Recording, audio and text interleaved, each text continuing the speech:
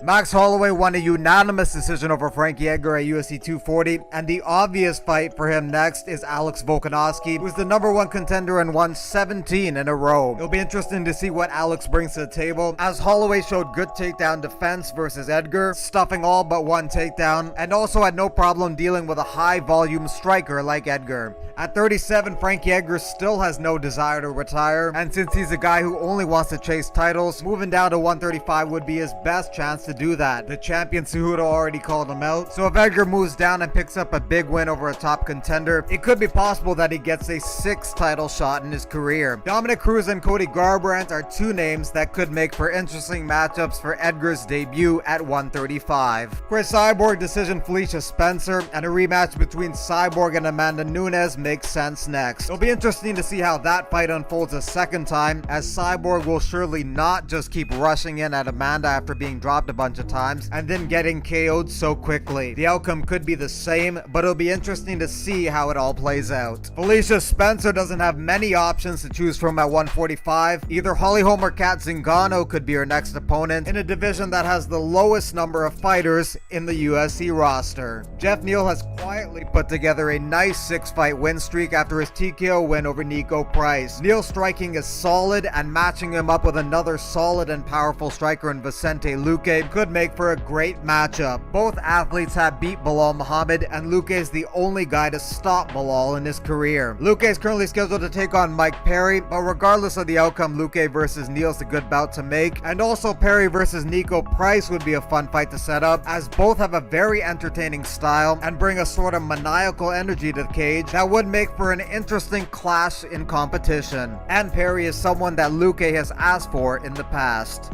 At 22 years of age, Arman Tsarukyan has showed a lot of potential as he defeated Olivier Aubin-Mercier by decision. Olivier said Arman's the best fighter that he's faced, and a bout between Arman and Alex Hernandez could be an entertaining one and would give Arman a chance to possibly break into the rankings with a victory.